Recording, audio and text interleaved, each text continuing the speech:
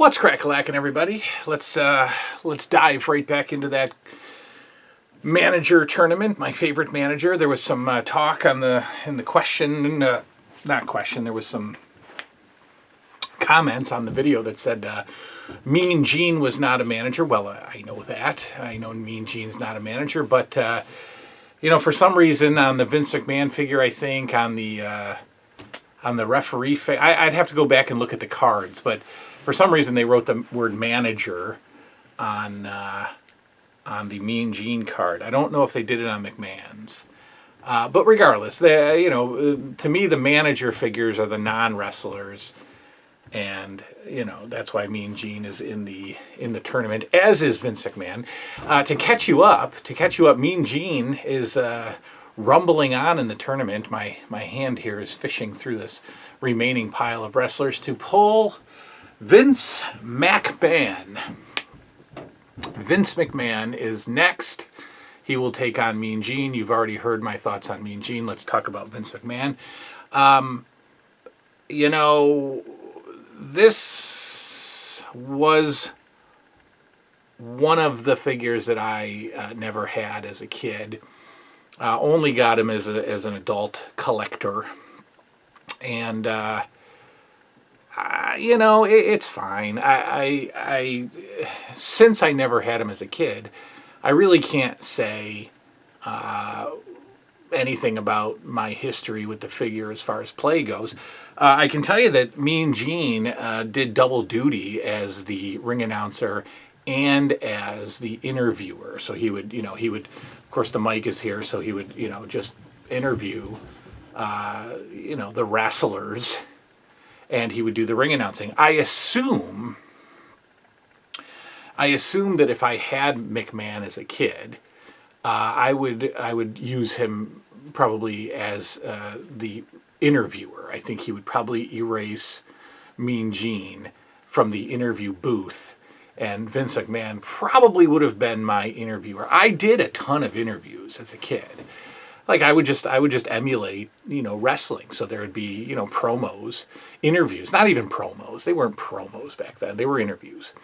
And I would do that with Mean Gene. I probably would have done it with McMahon and just let Mean Gene do the ring announcing. It's a fine figure. There's a pretty cool looking figure from some old cigar aficionado magazine from I don't know, late 90s or something like that. And it shows Vince McMahon in his office or his house or something. I don't know. But on his desk, he's got, it looks like a custom job. It's this figure, but with gray and black suit. And I always thought that was so cool that McMahon had like his own custom figure. And I don't even think, I'm going to go with the belief that LJN made it for him. That it's not just a dude who painted it, and sold it on eBay. And I always thought that was pretty awesome. But there's no way that Vince McMahon is going to defeat Mean Gene. So Vince McMahon is done. Mean Gene goes on.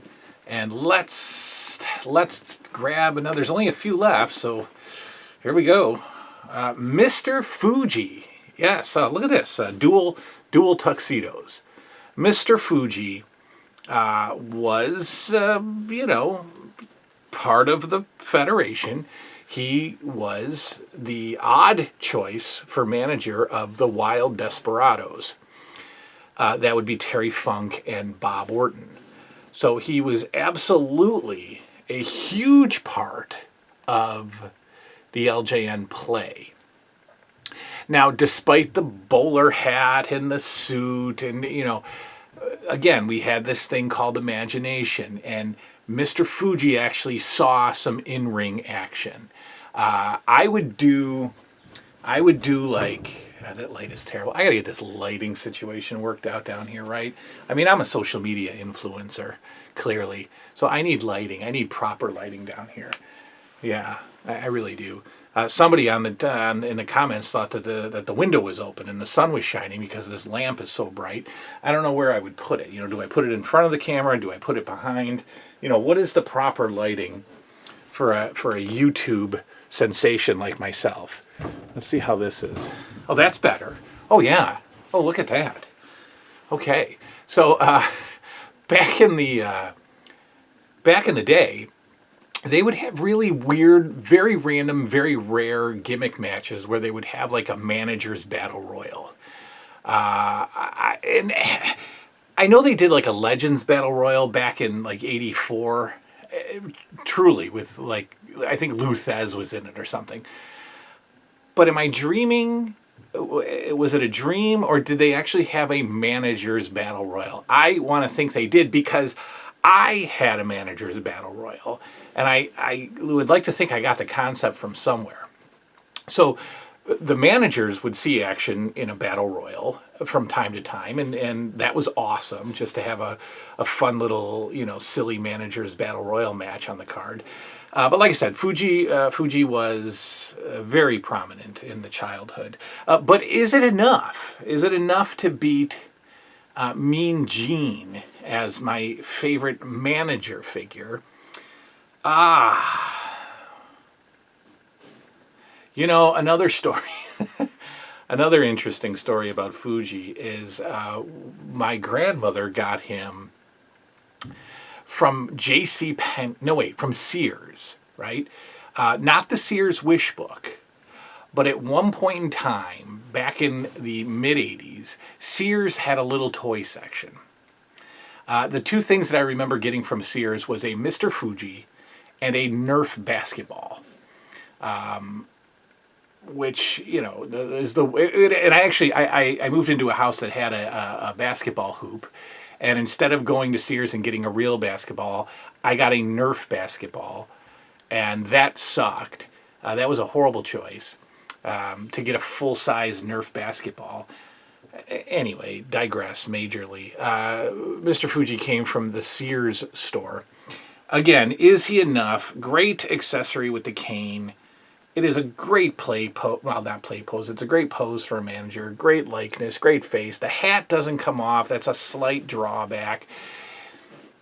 Mean Gene, it was just a part of everything. Guys, Mean Gene is defeating Mr. Fuji. I think this is surprising many of you. We've got a few more to go here.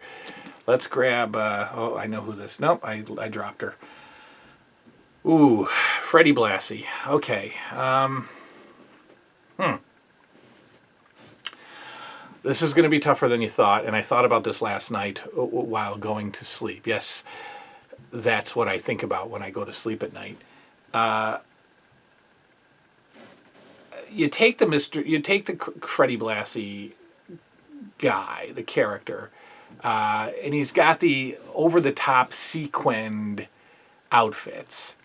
And LJN gives him the worst outfit ever in the history of LJN outfits. Very, very old man Mr. Rogers-y here with the red and yellow, cardigan sweater combo there. Odd choice of outfits. However, and I think there's also a custom Freddie Blassie with the glittery sequin stuff. I think I saw that online somewhere. Either a custom or an actual, like, LJN gave the figure to Blassie. Now, here's why this is going to be tough for me. Iron Sheik and Nikolai Volkov were always used as a tag team in childhood, and Freddie Blassie was always accompanying them to the ring.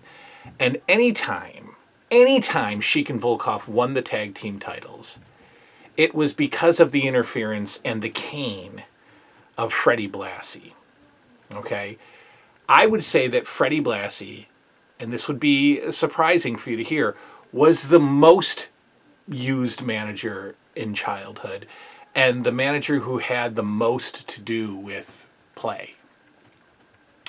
In addition to that, Freddie Blassie at one point became a figurehead of the LJN WWF.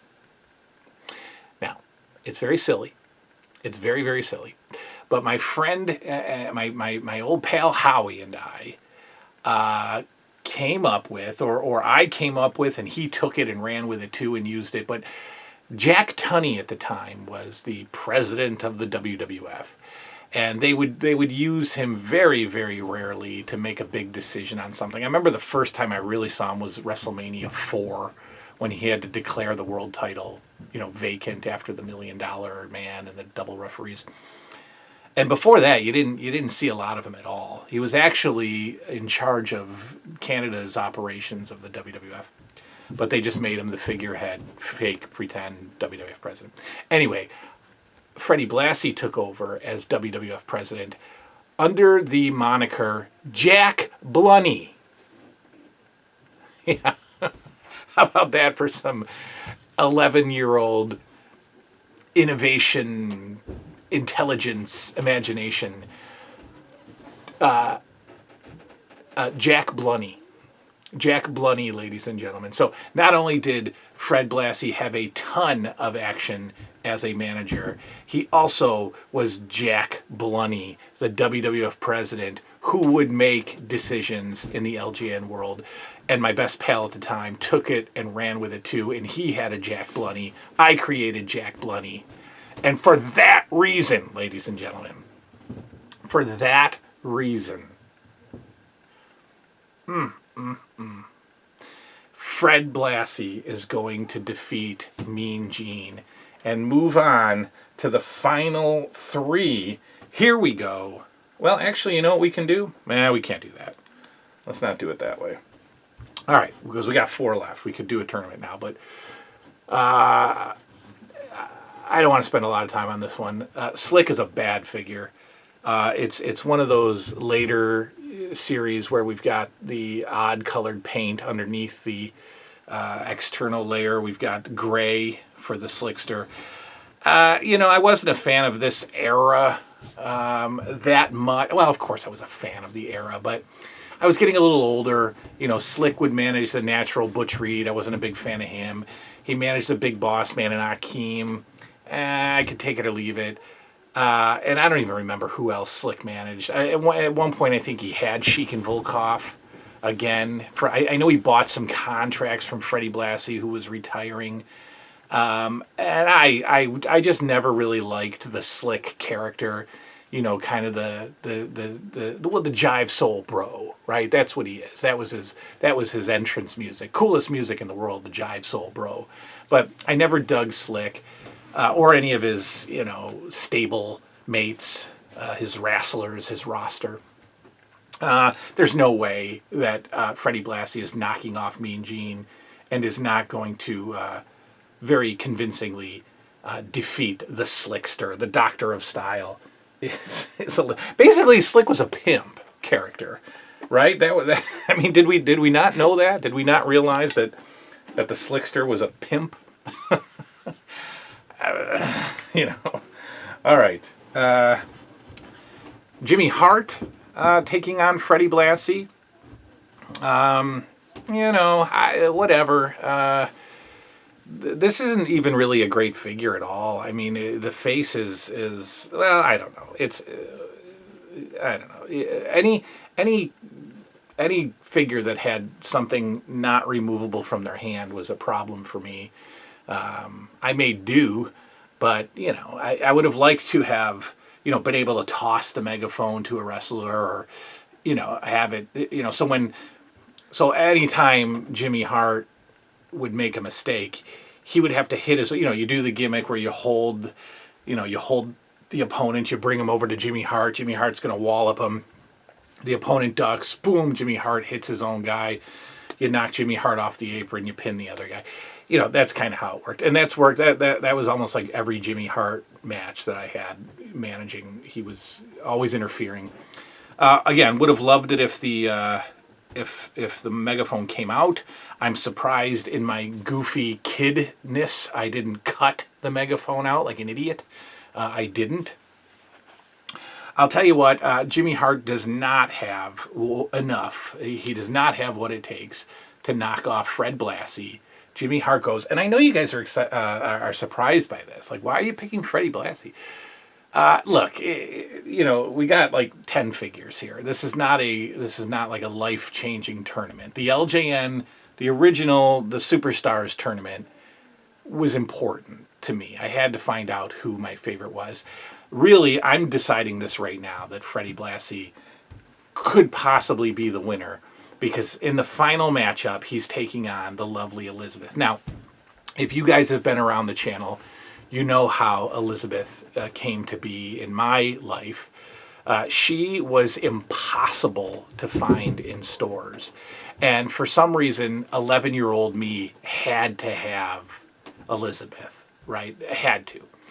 So me and the aforementioned Howie, one night we were brought to the mall by my mother and stepfather at the time. I don't think they were married. It was probably just one of her many boyfriends. Anyway, they took us to the mall. And Howie and I went into KB Toys, of course, and we headed right for the action figure aisle. And, saw the LJNs on the wall. And then looked down, and one Elizabeth was on the ground, on like the shelves was like an L. You could have stuff on the bottom.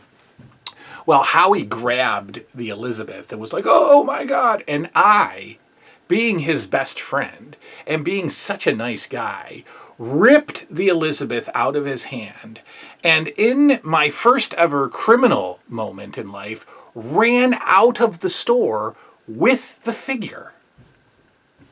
With the intention of stealing it? No, with the buffoonery, the ridiculous idea that I could leave the store with an item because my parents were sitting there on like the little bench, outside of KB. So I come running out of the store with the figure, and I'm, almost in tears, please, please, please. And in a moment of like, I'm the man, my mother's boyfriend at the time slides into his pocket and pulls out a crisp $10 bill and buys me Elizabeth. And Howie has never been the same since. I stole her from him.